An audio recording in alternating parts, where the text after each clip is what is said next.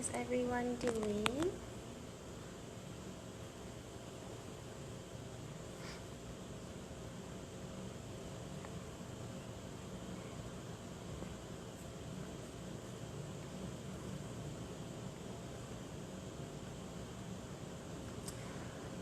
So, I will admit I'm feeling a little bit down, which is not normally me. I'm usually very upbeat and positive, but we will proceed onward. I'm Chelsea Dade, the creator and executive director of Communicate for Health Justice, and this is the beginning of Safe Spaces Month. And I just thought it was important to have a moment after Mental Health Awareness Month to talk about the importance of safety, and whether that's emotional safety, mental safety, physical safety for primarily for Black people. We're in difficult is an understatement of what we're experiencing right now. And I think it's important to address that very honestly. And by making this month Safe Spaces Month, it's just another way to kind of continue the conversation about mental health.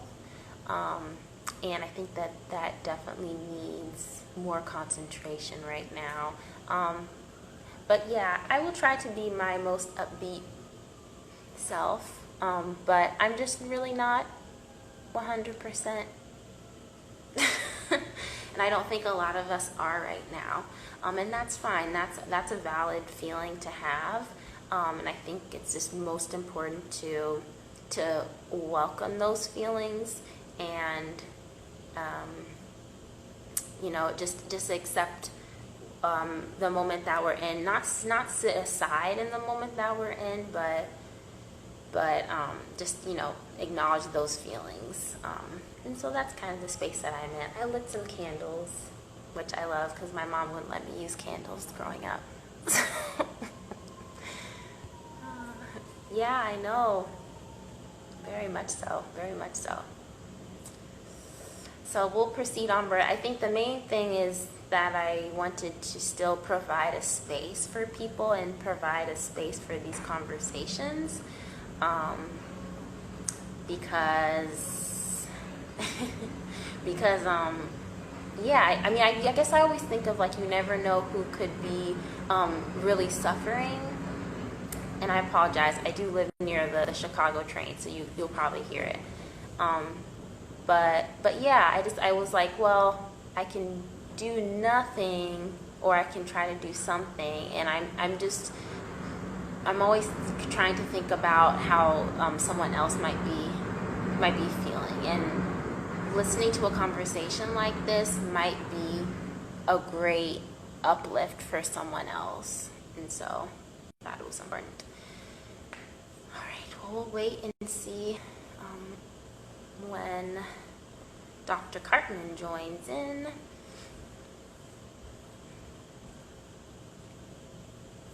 Let's see here. Yeah, because I think he has to join, and then I can. Okay, here he is. Alrighty, let's get to it.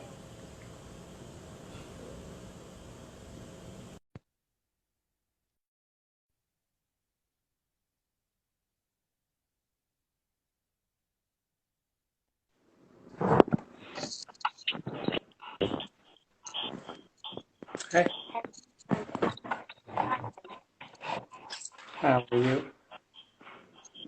I'm doing okay. I was just talking to the people who are on the live, just about the reality, I think, of how we're all feeling right now.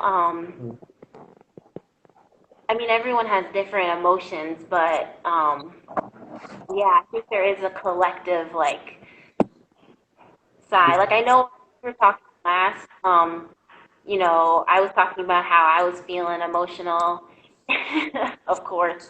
Um, but yeah. How are you doing, like, since we last talked? I'm doing good.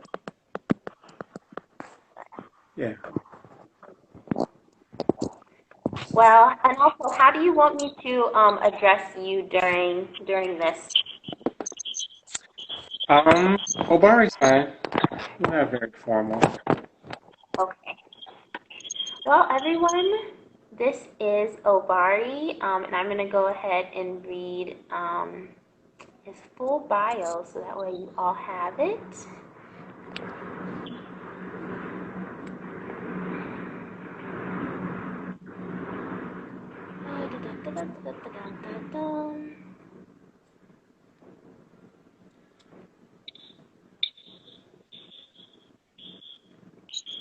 Where'd it go? Where'd it go? Where'd it go? Nope. 1 second.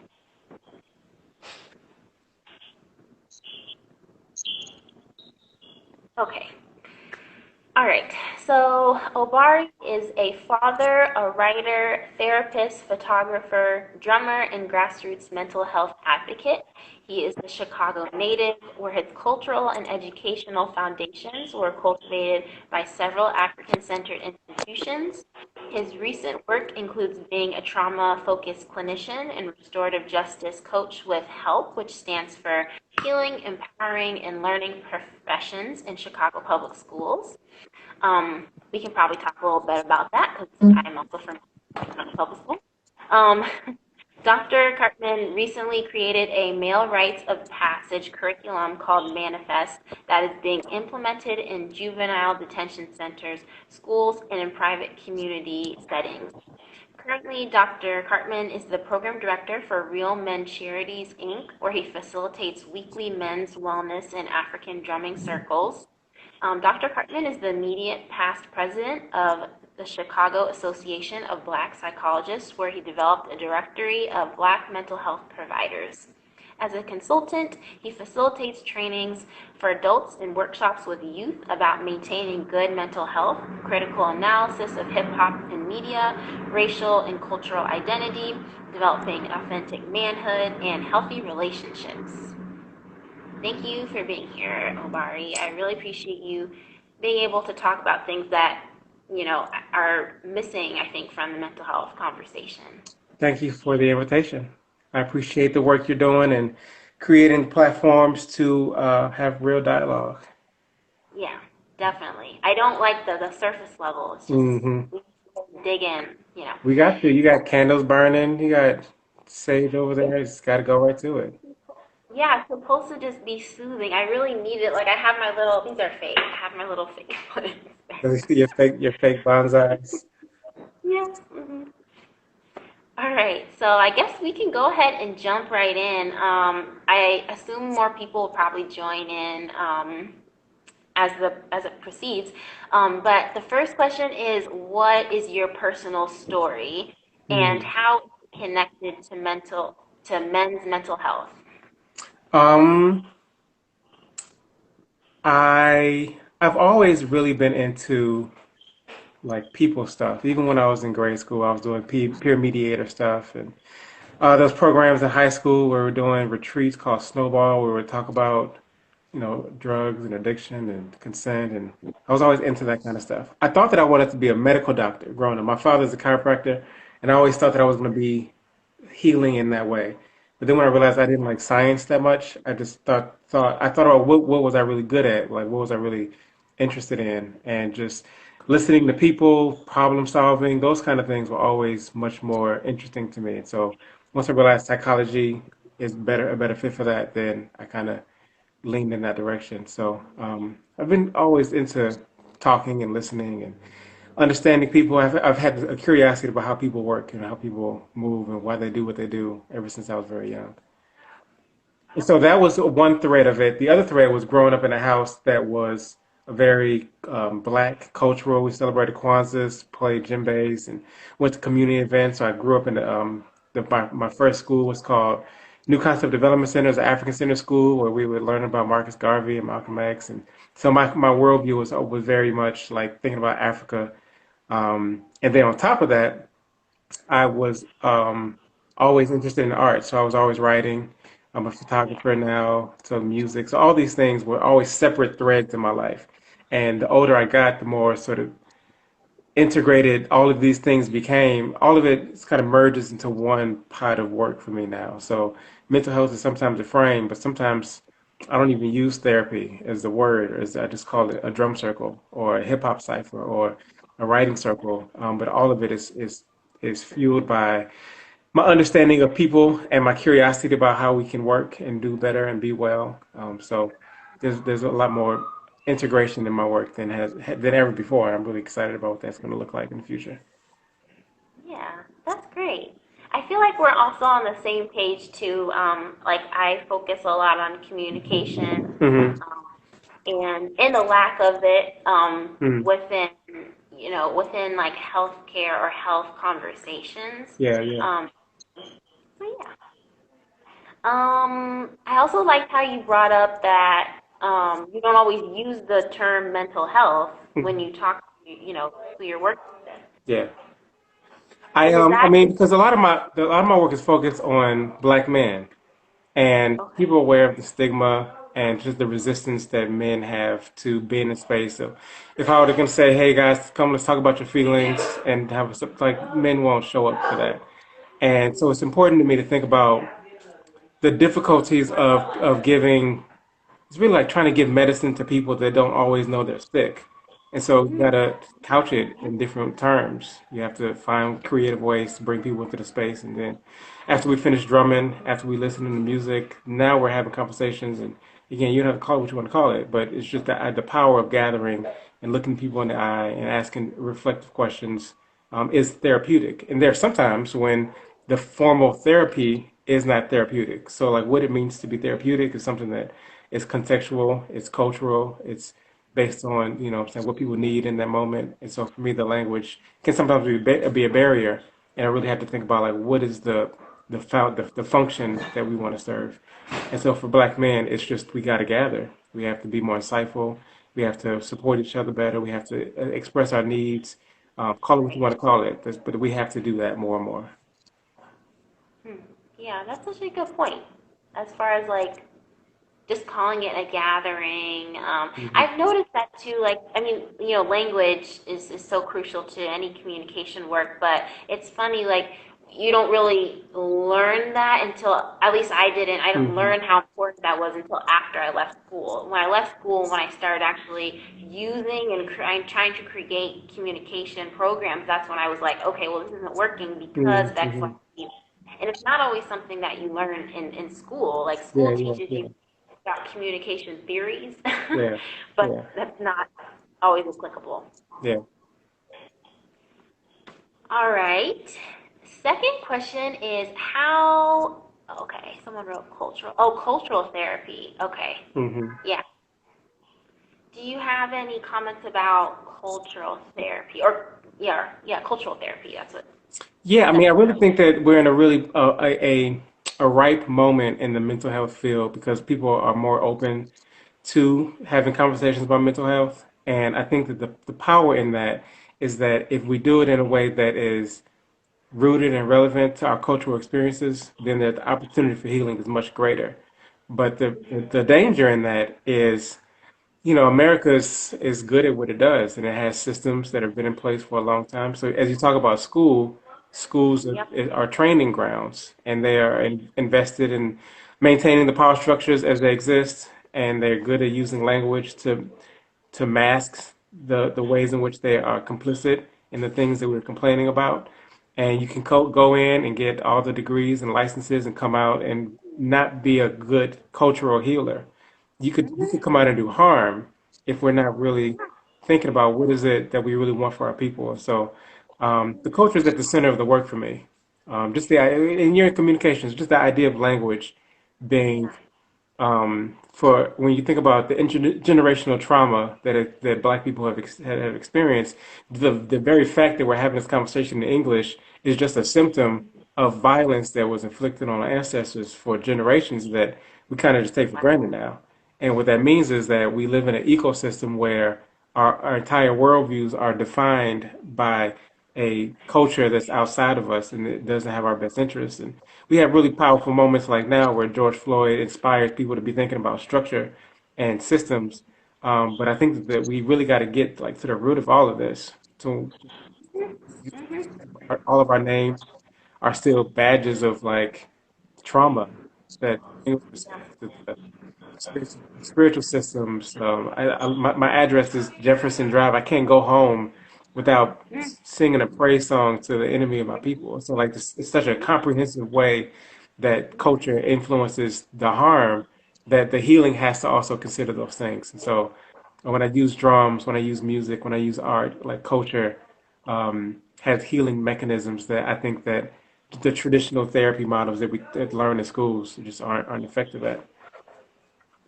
Nope, I agree, and especially when you're talking about schools, like we'll probably touch upon schools, especially schools in Chicago, but even like this, because I actually, I'm from Virginia, Hmm. but the schools that, like, I can even think back to the ways in which the teachers that I interacted Hmm. with, the Hmm. stuff that I was in, makes you believe you're not smart That's right. enough, you're not good at this, like, it is so, and I mean, I mean, that was a long time ago. So Right. it's just, it really is ingrained in a lot of different ways. And it's just more outreaching sometimes than I think we give it credit for. Hmm. For sure.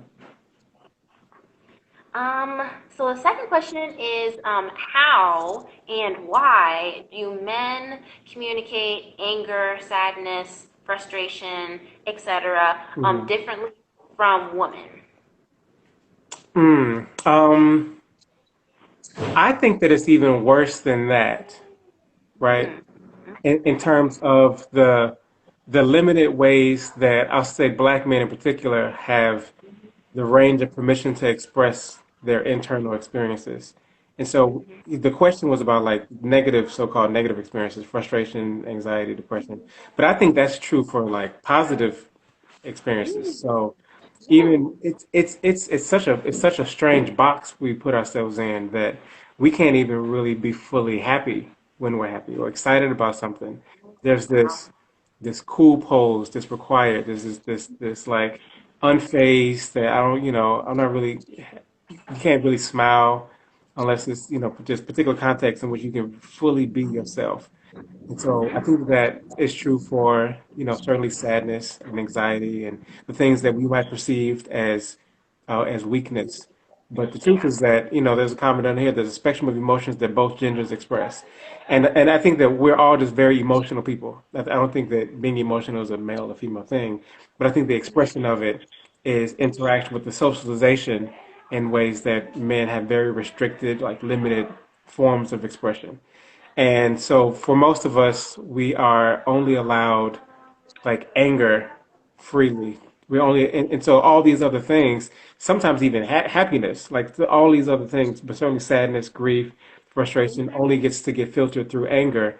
And when that happens, anger expresses a certain thing to the community around you. So when you're angry, if you're loud, if you're banging on stuff, if you look visibly disturbed, then it kind of gives a message to like stay away.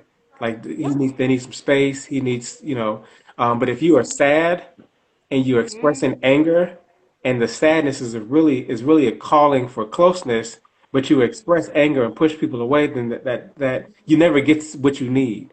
You never get to resolve the thing that the emotion is trying to call for. And so Yeah.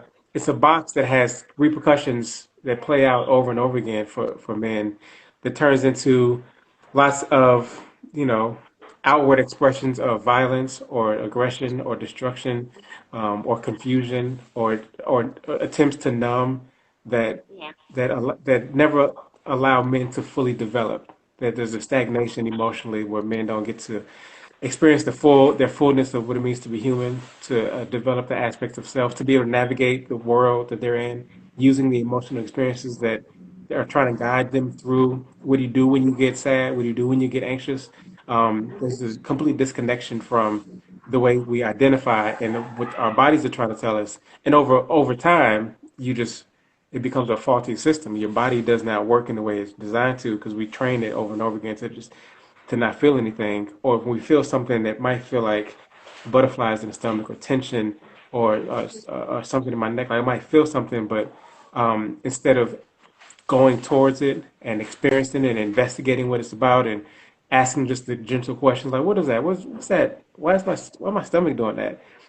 There's so much in men culture that just teaches us to stuff it or to ignore it or to smoke it away or to what's the salon song or drink it away. You know what I'm saying? So um, I think that at the root of developing more emotional intelligence for men is to just allowing us to slow down, be still, and be more in tune with our body. Like just simply just being still for a moment and feeling the tension in my legs when my legs start shaking. Just be like, what is that about? And there's so many reasons that we have to be sad and to be afraid and to be grieving. That we have to give ourselves the space and the permission, the safe space. That's the whole thing is about creating safe space to be authentic, to keep it 100. We say keep it 100, but like that really means being honest about when you got your heart broken. That really means Oh, being honest about being sad. Like men even have phrases about being honest that are posturing, that are presentations, that are still. No, I'm gonna keep it 100. I ain't care about that. That the contradiction of a statement like that is just lost to a lot of men because the way we are trained, the way we're socialized, we pass it down generation after generation to our sons, and it cripples us. It cripples us in so many ways. yeah. I was thinking about, and I don't know where I could work this in, because I mean, there's a man in my life, who is like a family member, Hmm. and he's definitely going through something very intense and has been for multiple years at this Yeah, point. And like I'm actually kind of like we have a very good relationship. yeah. Um, Probably the best relationship between like the siblings, like Hmm. me and Hmm. we're really close. And I tend to be like his point person. Hmm. But these past few years have been my time to kind of go and branch out and be in a new environment. But it's like it's a hard balance, because I understand that there's like a struggle that he's going through. Yeah. Um, but I don't necessarily know what I can do. The thing that we tend to do is that we would get together, and then when I would go back home, we would go to the gym, and then, or Hmm. we go, get food and whatnot. And I'm literally the person that he will talk to and Hmm. have conversations with. And then I go back, and then I go, into my life and whatnot. Yeah. So I hoped from this conversation we have, I can find some tools that I can use for him because it's always in the back of my mind, like Hmm. every Hmm. day, all Hmm. the time. Hmm. And I don't. It's not easy. One of the things that I've been using a lot more lately is music. Um, as much Yeah. as I got lots of problems with the generation's music, the hip hop that comes on the radio. Um, there's lots of stuff in there that I think is not good for us. At the same time, I'm really genuinely impressed with the amount of openness that the new artists have in Mm, moments. It'll be at yeah. least one or two songs where they will, the mood will Yeah. change, and they will really just bleed on J. the Cole. page. J. Cole, I like so J. J. Cole. Cole's one of them, but like even like Lil Uzi Vert has songs I use. Mhm. There's a guy from I'm Chicago. His name is blanking on me. Lil Durk, G Who's the Herbo has rapper? a whole album called PTSD, where he has a song in Okay. there about men crying. Um, Mhm. Yeah. I use them all the time. Certainly the one that just passed, Yeah. The Extinction, Extension. all of them. I mean, so all of them have at least one or two songs that I use all the time that Yeah. is emotional, that it's authentic, it's honest, and it gives boys permission to see someone of their age, someone that like they consider to be cool, someone they might see in another video, what I'm saying, with girls or money or whatever it is. But then in this moment, they say, okay, well, he also is a human being, that he also has hard days, that he's struggling, that he's lost people, that he's grieving. I got lyrics where the people talking about suicide, where they're talking about just the mask Yep. that we wear. And so it's been Never important heard for me to that. listen very closely to this generation's music because there's lots Yeah. in there that we can use to help. inspire other young men to say, no, well, G Herbo can talk about crying in a song, and you can say Mhm. gangster, then let's help use that to redefine what it means to be strong, and not even as Mhm. being vulnerable, but like just being honest. What does it mean to be honest? To yourself, you don't have to bear your whole soul in front of your homies. You ain't got to just be crying at any moment, but you have to take some moments. It could be Yeah. completely by yourself. And if you're writing in a journal or if you're crying in your closet, just take a moment to just look yourself in the eye, be completely honest, and say, "Man, that hurt. Like that this is hard." Like it's really Mhm. simple human things, and I think that sometimes we just need to see other people say that's Mhm. okay. Like it's okay to not be okay thing. It's real, and I think a lot of young men don't have those examples. And I'm similar to the guy you described. Like I have women in my life that are my go-tos.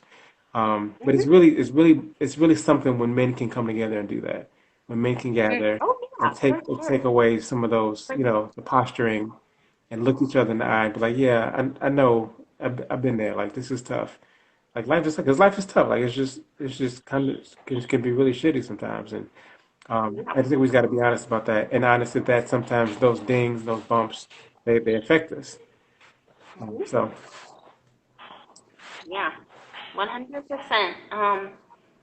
And I agree. It shouldn't have to only be like I would like for him and like other guys to have those conversations. Like I mhm, appreciate that he confides in me for or at least not even really confides. We haven't had any conversations like in these mhm, past mhm, years about anything, but I can visibly see that he is in pain from something, yeah, and I just don't know, but I know that I'm a source of comfort, so I mean mhm, that's mhm, good, mhm, but it is unique, and I understand that, and I understand my own personal limits of like, well, how far can I help with this yeah. before it seems like it needs to be another man to Mhm, for you to mhm, feel comfortable with.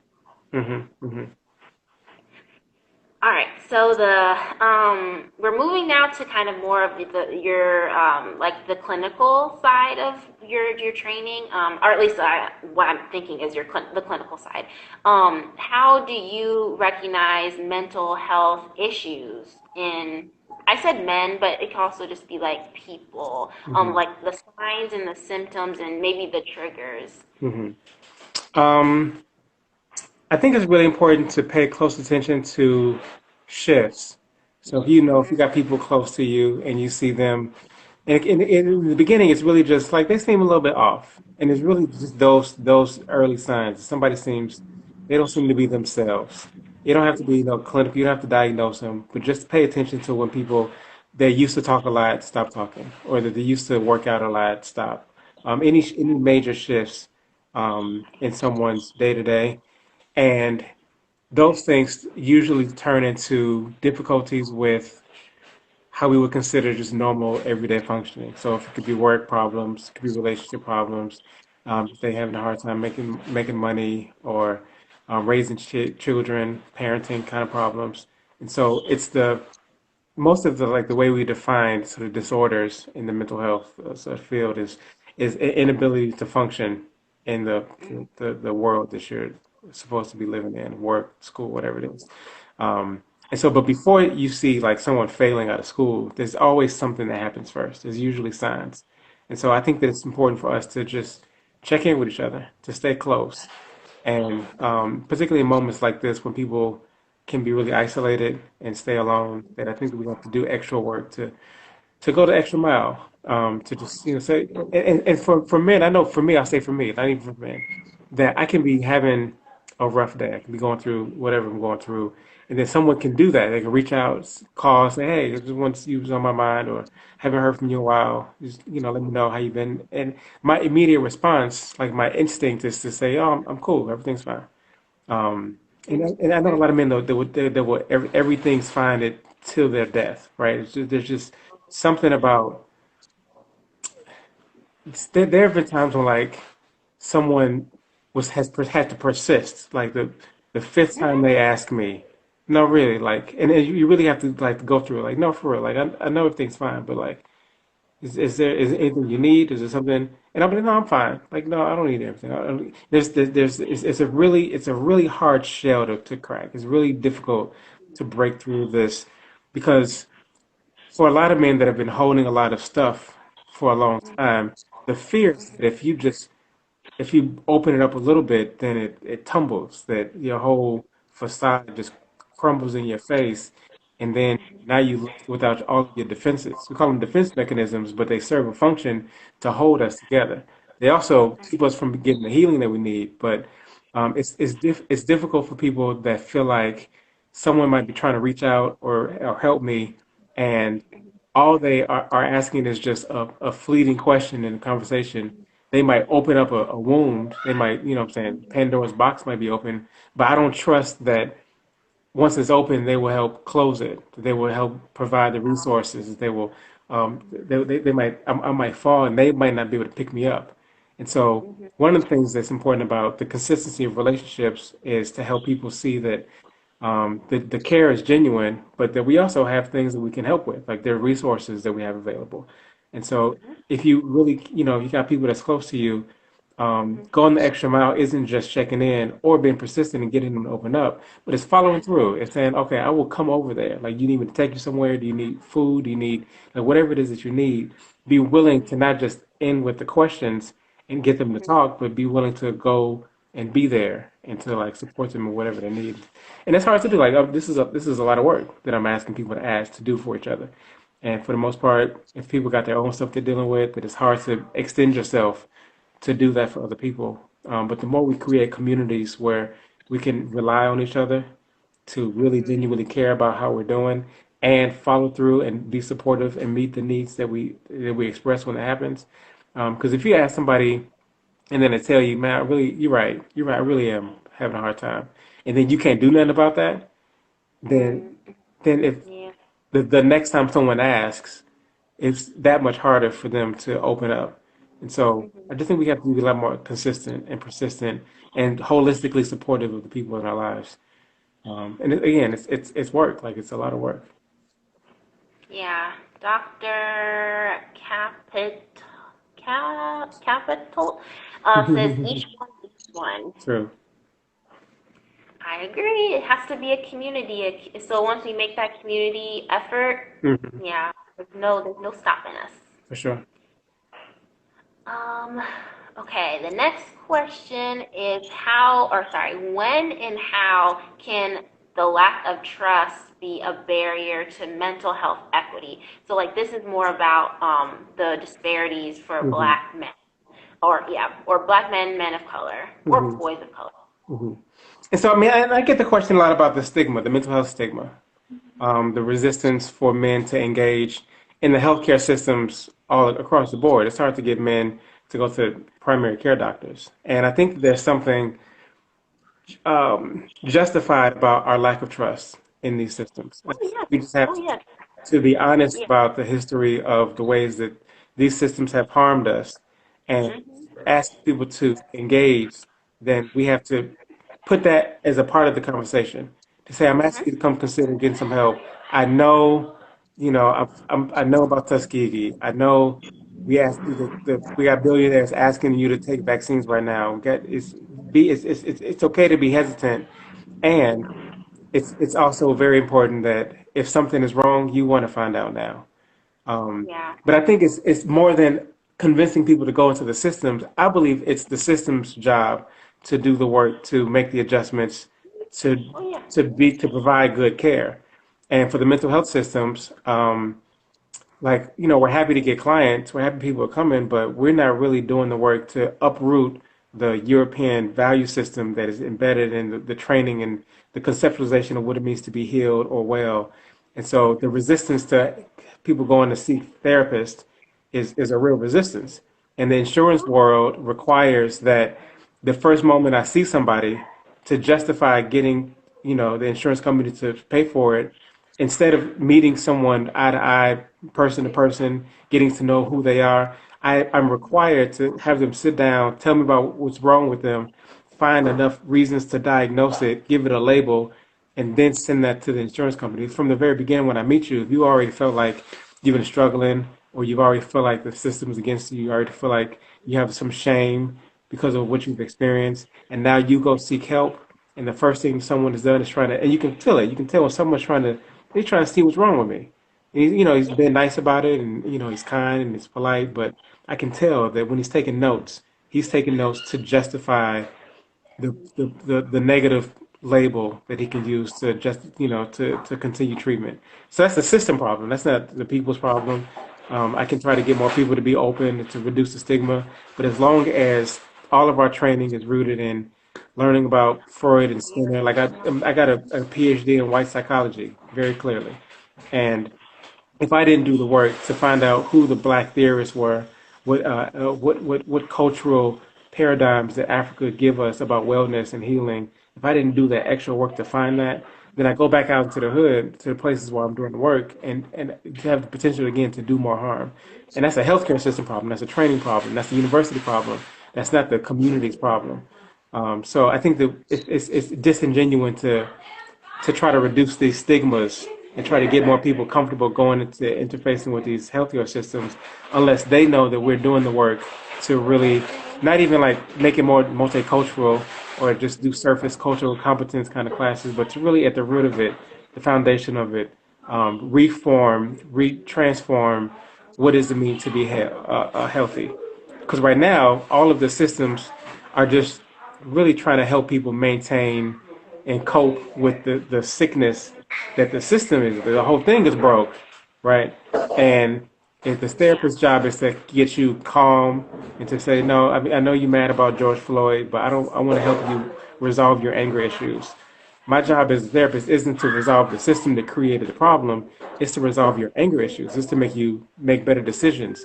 It's to help you breathe better and be more mindful so that if an individual treatment plan does not create a new system, then I think people are savvy enough to know that, I'm just going to keep getting re-traumatized if you just keep sending me one at a time into office to be better myself without addressing the creators, the conditions that created the trauma. And I think people are smart enough for that. And I think that the systems have to become more genuinely interested in wellness and holistic healing. And you lose money that way. Like these systems are embedded in the power structures, which means money flow, which means insurance companies, all that kind of stuff. The pharmaceutical companies, the pills people are taking, all that means somebody loses money when we transform these systems in a way that really benefits the people that we're talking about. So it's not none of it's easy work. Yeah, it's all fee for service. For sure. That was like the first thing I learned when I was in school, and I was like, that doesn't make any sense. Like, there's no Hmm. continuum. And then someone also said that the system brushes over multicultural competency in Hmm. mental health. And that's a great point because we're talking about it a little bit in other areas, but I rarely hear that conversation in mental health. I'm not in that field, but I don't hear that conversation. Yeah, it's very surface. It's very like you take a class, you take a seminar, but it's not deep. We're not learning about indigenous systems of No. wellness. It's still based on definitions of success that are about capitalism, that are about European domination, all the stuff that maintains the system and the way to Right, right. Mm. Yeah, it's a lot to think on. I think I'll skip around a little so I get a good question. Um, well, I guess it's up to you. Do you want to talk a little bit about kind of the TV media portrayals of mental illness and mental health? Yeah, we can talk about that. I do think that we are making some progress. Having the celebrities encourage people to think about their mental health does a lot towards normalizing it. Um, I think that I think you're seeing less depictions of like crazy people. I've been watching Insecure. Insecure has been really good this season about just incorporating these subtle themes that Mm-hmm. the guy disappeared for a little while, but came back, and the explanation was Yeah, he had bipolar. So it introduces right. these concepts, but it also makes it very normal that people just go through stuff. Uh, Yeah. I appreciate some of the momentum that the mental health movement has made towards normalizing therapy, normalizing mental health conversations.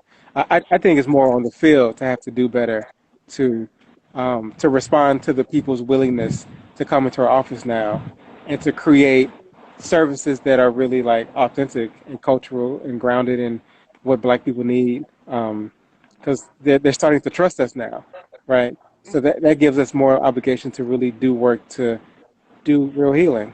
And I don't know that any of the institutions that we go through for training can be equipped to teach us how to do that. I've learned more about healing from my elders, from my spiritual teachers, from studying African cultural systems that I learned from the PhD process. I had to unlearn things that I learned in school to be able to do Oh, effective work. So I oh think that yeah. the field has a lot of ways to move in that direction. And I mean, I don't have a PhD. Like, I have a master's in health communication, but even in that program, it's just, there's just things that, you know, you go out and, like now, I've been in Chicago public schools on several occasions, Yeah. and I just know, like, gosh, like I've worked in other school systems. It's just, there needs to be way more trauma sensitive. Mm-hmm. It's just, gosh, like every single time. I mean, it was hard. Like there are moments where I literally wanted to cry Mm, when I was yeah. in there, and I'm not really emotional like that, but just when with working with the students and just seeing like, they're also just so mature, and it's like you should not have to Mm-hmm. be so mature. Yeah. You Yeah. are like 12, Yeah. you're 13, you're 11. That's frustrating. Yeah. And it's Yeah. frustrating that the systems aren't better supporting them. Right. No, I agree. Um, yeah, like the counseling and so. But I can go on and on about that because I'm very passionate about youth. Um, but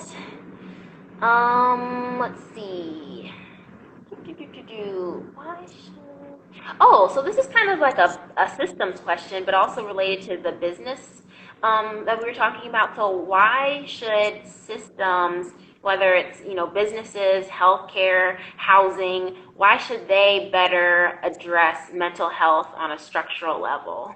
Mm-hmm. Um, I appreciate even just the sentiment of the Chicago Public Schools needing to be more trauma informed.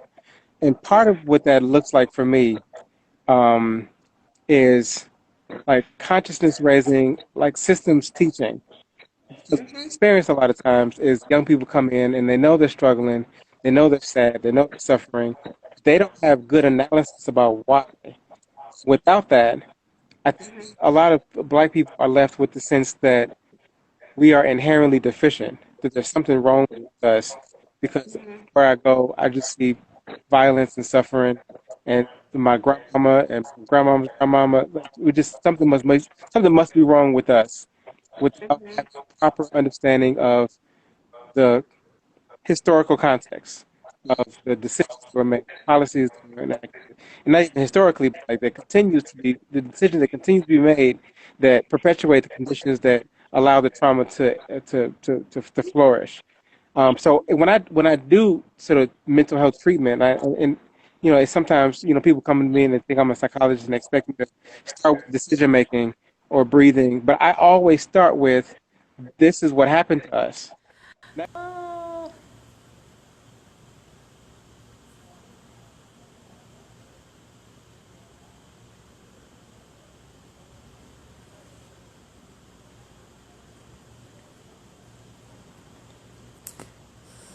sorry. Just cut off on me. Oh boy. Wait, did you hang up on me? No, it literally just cut off. That's never happened before. It normally will be like 5 minutes. And I started this like session. So I don't know what happened. It's cool. We back. Okay. See, they're trying to shut us down. You know they're doing that now. It's the FBI. Our conversation started to get too real. Yes. They can't take exactly. it.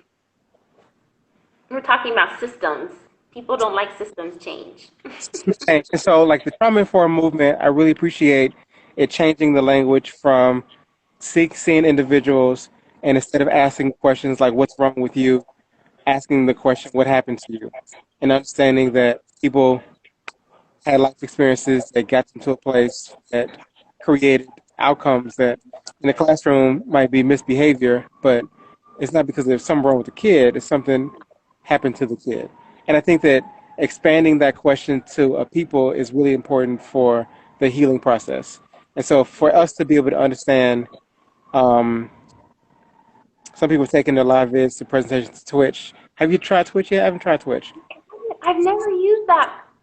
Oh, okay. I would love to use something like in the future because I struggle. I'll just put it out there. Yeah, I don't love IT. But I think it's important that we teach um, historical context. We got to teach intergenerational trauma, so that Mhm. when I do, and I'll go in and I'll tell them, we talk about slavery, we talk about redlining, we talk about white supremacy. Like, and I only use these terms. We talk about what happened to our people to get us to this place, and then what that does is just you see it in the room, like it just removes this layer of shame, because you're like, oh, okay, that's why this looks like that. It's not Mhm. because we just broke in or something wrong with us, but it's under attack for generations, and these are the Mhm. consequences of that. And so now, when we aspire to fight back, change systems, it's not even just about you feeling better. Part of it might not even include feeling better at first. Part of the therapy might not even being more peaceful at first. It might be more angry at first. But then Oh. on the other side of that, you create opportunities for change. You create mechanisms and institutions and processes where our children can really have holistic health in ways Yeah. that aren't just about what happens in our brain or in our body, but what happens in our community is a function of the wellness. And so the systems are a part of that. So that means the food systems, the media systems, the education systems. We're focused right Mhm. now on the police systems, which has to change. But all of the systems are broken. Like the politics is everything is broken, and all of it impacts our individual well-being. And Right. psychology, counseling, social, they're all very good at just going in one at a time, taking somebody out, talking to them, getting to understand them. But if that understanding does not include the context that they're Mhm. living in, then it Mhm. leaves that shame, it leaves that sense of inherent brokenness. And so I think that we have to do better about teaching systems analysis as a part of what it means to heal. I don't know if the psychology or a lot of the individual based fields are good at that. No, I agree because even with I was a psychology major and like I remember talking to my sociology major Hmm. friends, Yeah, what they were learning, and I was like, man, yeah, am I in the right? yeah, yeah. But So, but there was some interesting. Like I took a community psychology class. It was very interesting. I got to learn about like yes. prisons Hmm. Hmm. and then health psychology. But other than that, it's sociology has that really foundational Hmm. background. I think in communities. Um, but it's like that teaching yourself. Sometimes like you can study whatever you want, but you have Yeah, to still teach yourself things. Like absolutely, yeah. absolutely. Um, okay, dokie. The next question is, what I can't read my word. Okay, what can women do to better support men who are dealing with mental health issues? And that again, I kind of phrasing that because of my own experience, and I would like to know more about what I can do. Hmm. I mean, I think that what you described is really valuable. Just being available to to whoever that guy is in your life, and just being listening to him, being supportive of him. But we were talking about communication and language, because I think it's important to be able to translate the ways in which women might experience emotional expression differently. And Mm-hmm. if you see, I think a lot of men express irritation. They might express, we talked about expressing anger, but underneath that, it's important to have people in our life to say, like, what's really wrong with you for real? Like, what happened? And to Mm-hmm. dig for some of those less easy to access emotions and language for that emotions that men don't have as well. So I think that y'all can help us with that. And I know women in my life have helped me tremendously with that, with being able to really call it sadness, Mhm. call it hurt, call it disappointment, and to find those experiences that might have been coming out as frustration. I might have said, I'm just, irritated. I might have used words that had an aggressive tone to it, but there was a lot of softness that I didn't have available to me that women have given me permission to do. And we need, as men, need to do that for each other. But in the meantime, I think it's really, women can do a lot of work to usher us into space where we can become more insightful, more compassionate, more gentle, and that not be being more like a woman, but being more human, because Mhm. we have these divisions, these categories where like I'm tapping into my nurturing side, and which means Mhm. being more feminine. But that's like I don't even know why we do that. I don't even know why we teach nurturing as feminine and masculine as aggressive. These things I think do a lot of harm to men's ability to be able to be their full selves. Um, Mhm. so I think the women can help just give us examples of ways to explore ways of getting into our bodies, into our minds, into our hearts. And I know there's lots of things that I've tried. Like my first yoga class was because a woman took me to it. You know what I mean? And now we're doing it, and it's part of my routine. But I think that women have a way of power of being influential in men's life to expose them to new stuff, new art, Yeah. music, new culture, new activities, new wellness, nutrition. And I think that, in my personal experience, is that it's been the women in my life that have expanded my horizons in those kind of ways. So I think that what you're doing can be really powerful. And then you inspire him to carry that on. And at some point, we got to take it. We got to internalize it. We got to make it our own. Um, Yeah. but I think the women have been very, very instrumental for me in getting me to a place where I can see myself more clearly. That's so good to hear. That makes me feel like a lot better, and like that I feel like I can do something and contribute positively. For sure. Um, so thank you. Um, so then the other side of that, and we probably talked about it a little bit already, but what then can men do for each other to better support each other when they're going through stuff? Yeah, I mean, I just think we have to be more honest. Men gather, and our conversations stay so superficial. We can talk about sports easily. We can talk about women. We can talk about cars. There's certain things that men can gather, and we can spend hours talking about. And in the meantime, we could know, like I know you're going through something. Like I know something's happening, Yeah, but there's this dance that we do where we don't want to touch it, and yeah, sometimes we don't know what's happened. We don't know what to do with it.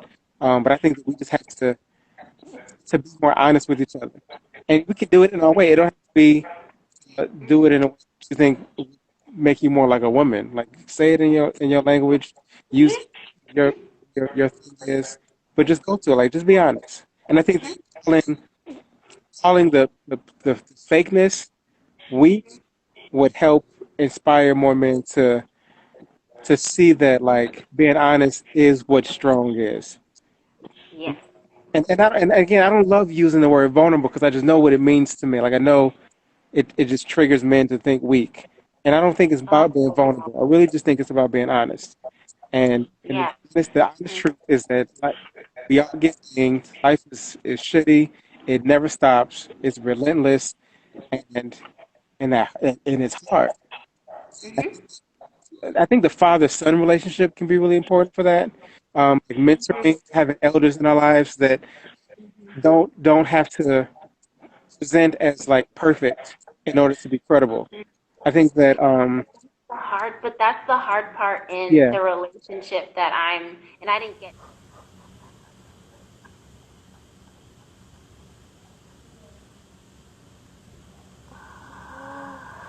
Oh my goodness.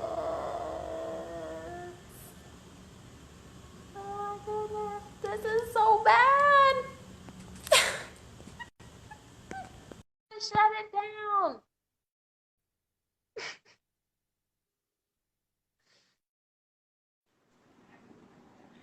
I don't think the FBI wants this conversation to happen. We're gonna have to find another medium for this. Yeah, I'm so sorry. Like, I literally had not pressed anything, and I think this is so rude to you. I don't think that you're hanging up on me. I understand. It's okay. I really don't know what's going on. I'm not even kidding. Um, Forgot what we were talking about. Um, oh, about kind of the honesty, like being honest Yes. um, with each other. And I was gonna say that I have a really hard time with that. I'll be honest, because as a tourist, as kind of a middle child, Mm-hmm. as very much like a perfectionist, I do have a hard time with being Yeah. honest.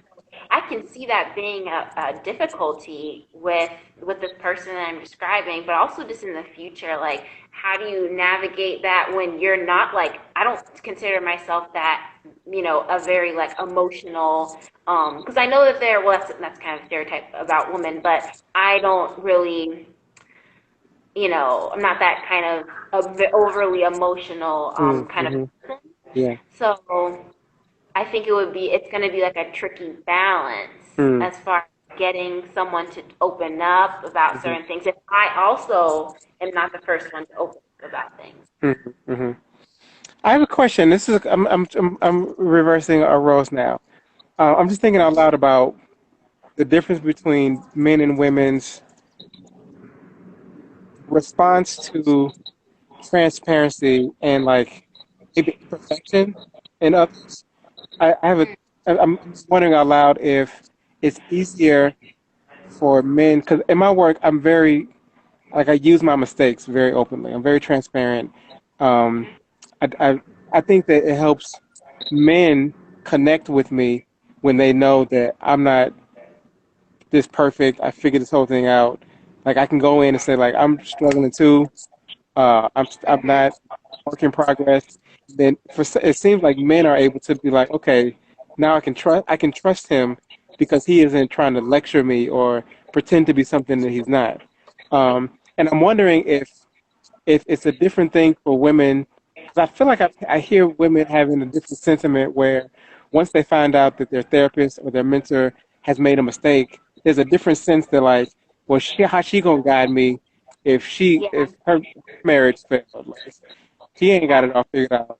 And so then there's a search for this something that seems more put together that women have a different affinity to that hasn't yeah, been my experience as a man. And for me, I feel like my my mistakes have been more useful in connecting, and that when people think that I'm like this doctor and this fancy like, but when I'm more informal, when I strip down, when I'm more transparent, then I get men to open up. Like, I don't know if that's a gender thing. I don't know if you have I experience of think that. It's different. Hmm. yeah, I think I have. Yeah, because it's. I agree. Yeah, I agree. Hmm. It's interesting. I'm gonna do a study on that. You I'm gonna do some should. research. We need a lot of like, and also we need black-led research. I think like we need the what's it the private investigator or like those roles and stuff because there's just still something about when you have a like an all-white research team coming in and I say that, but I've actually been on a research team where I was actually in Chicago Public Schools and I did like the research and now looking back, like I'm kind of like, and of course it was still, like all IRB and all that, but still looking back, it's still that effort of like jumping in, getting some data, and then leaving. And it's like, well, what is that relationship that's being built? Yeah. Um, and so I'm not super into research since like, I don't know. I think there's a lot of work to be done Hmm. with research, making it ethical. Hmm. Aya Hart Yeah. said she's not familiar with that experience outlook with other women. I'm gonna do a poll. Let me see. Hmm. Curious Oh, about can you do a that. poll like in this? You probably can. We can barely have a conversation in this. I Nope, know. doing any polls right now. Yeah. Okay. Yeah. So someone says she's not Mhm. familiar. Yeah, I was I just did. reading that, right. Yeah. It might be. I mean, it might be just individual. Like, I think I've heard that not so much like in my own circles, but I've heard Mhm. in other circles, if that makes sense. Like, I've heard other women Mhm. who do not look like me have had that mindset. I don't think Mhm. I've heard people who look like me having that mindset as much. Okay, that's interesting. If that makes more sense. Mhm. Like I've heard that outside, like, oh, if they don't have this all together, like, but I don't think I've heard like, my aunts and say something like that. It might be just different types of women, maybe. True. And then the final question is, why do you use arts like drumming and writing and yoga to bring men into the mental health conversation? Mhm. We touched on this a little bit earlier, just the idea that I think we need to have hooks to draw Hmm. men into space. And, I use hip hop a lot, African drumming, that Hmm. it's easier to get like a mother to bring her son to an African drumming circle than Hmm. it would be if I called it a healing circle. Yeah. But also, I think there is medicine in the art and culture itself. So a lot of it, we're talking about intergenerational traumas, that a lot of that stuff is in our bodies. Like DNA that has evidence, epigenetics is showing us evidence that, like, in our blood and our bones is Hmm. of trauma. And so I think that the talking it through can only get some of that out. I think we got to sweat some of it out.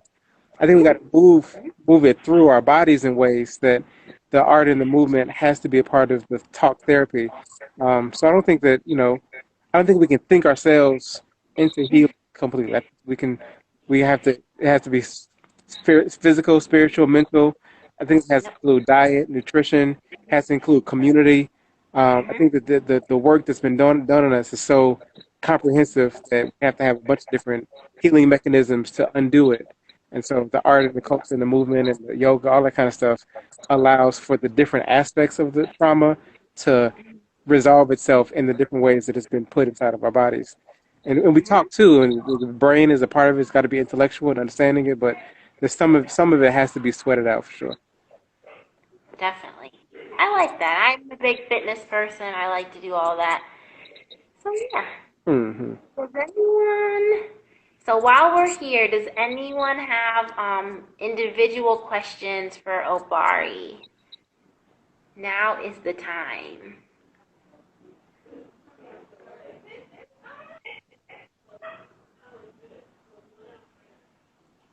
Cool. We I answered know. all of the people's questions.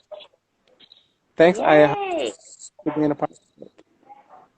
Thanks. I thought I remember one question. Um. Oh, what was it about? No, I think we answered it. It was just about the Yukon HDI joint. When can you come to DC? Whenever. I love DC. Let's set something up. Oh, We ain't yeah. got nothing to do this summer. We just have this is the time for road trips. Since Yeah, I know. summer's canceled, I think we're going to be doing a lot more small gatherings, and I think we should use it to regroup, to have small conversations, to do more intimate kinds of stuff. So I'm all for it. Maybe like a traveling mental health healing Mm-hmm. drum. I would love that. Mm-hmm. Yeah, well, I mean, I appreciate this conversation. I apologize for all the interruptions. I No don't know what's problem. going on. Um, but yeah, so and thank you very much, everyone, for joining. I hope to have more conversations with you. I love your work, and I wish I'd known about it sooner. I've been here in Chicago for like 3 years, so Hmm. but I saw that you had some events coming up at University of Chicago and elsewhere. So definitely tune in to Obari's Instagram so you can get more information on what he's up to. Thank you very much. Thank you. And bye, everybody. Thank you so much for joining.